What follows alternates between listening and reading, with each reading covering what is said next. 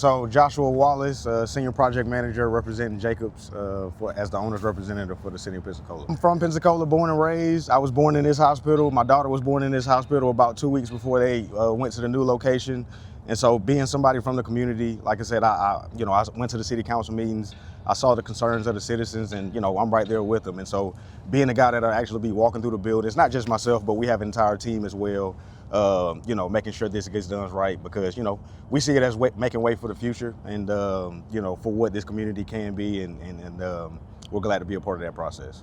Explain what an owner's rep is. Yeah, so pretty much it's an extra check that the city put in place really as a safety measure, but really we'll be monitoring and observing the general contractor, North Star and Intertech and PSI. And so they already have the necessary checks for an environmental standpoint within their contract, but then as an extra means, again, we'll be checking the work they're doing, monitoring daily site walks, et cetera. You're kind of like looking over their shoulder, basically. Correct. Absolutely. So sometimes they hate to see me coming, but hey, that's what we're here for. But it's good, it's necessary, right? I think with a job like this and with the concerns that we've seen in the community, everybody wants to make sure it gets done right. And that's the case for everybody on site as well.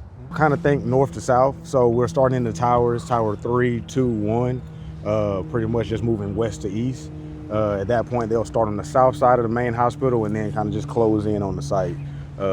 We actually have a 4D demographic, a 4D example on our website, formerbaptistdemolition.com.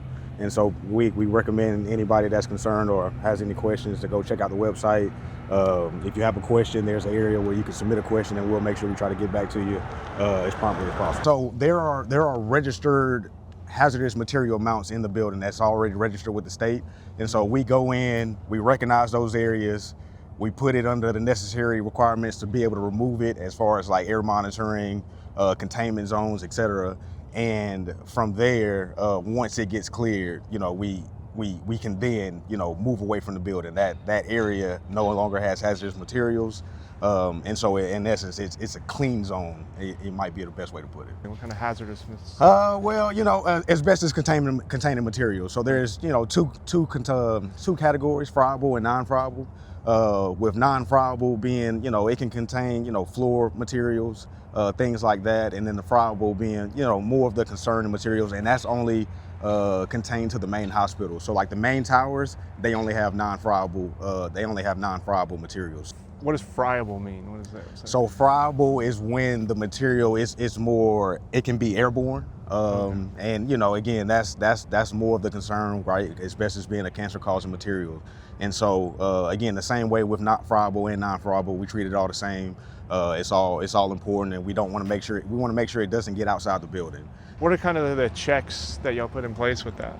So Intertech PSI is on site monitoring North Star. So you have the containment zone, you have to put it under negative pressure to make sure that nothing inside the containment zone leaves the containment zone.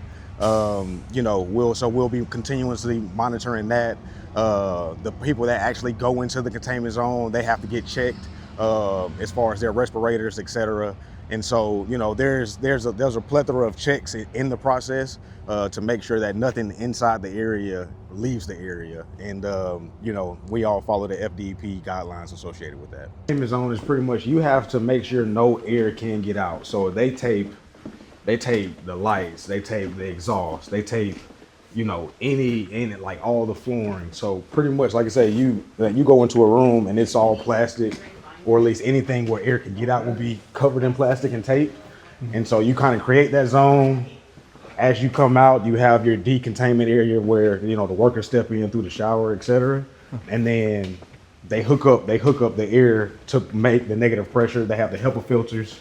HEPA filters they have like a 99% clean rate. So as the air is funneling through the system and coming out, by the time it gets out, they have like 2 or 3 filters in each HEPA machine to make sure by the time it comes out, it's clean air. Cliff Collins, Associate City Administrator for the City of Pensacola. I think when you think about Baptist first, I'd like to just emphasize the former BaptistDemolition.com website. That's the place to go to look up information. But I think we are where we expect it to be, which is phase one. Phase one, as you heard from our owner's rep, is about maybe 4 to 6 months about time frame. And so the ideal here is that they'll work sort of methodically to sort of basically take this building apart piece by piece. And 18-month timeline, but construction is construction, so that timeline can adjust to the right or left, however things go. Between Jacobs and the city, Jacobs is the company that's the owner's rep. We plan to have some community engagements, but right now we're really connected to the website. We got a postcard posted on that website, and I think throughout the phase of this process, we plan to have more postcards that go out to the community in this zip code zone.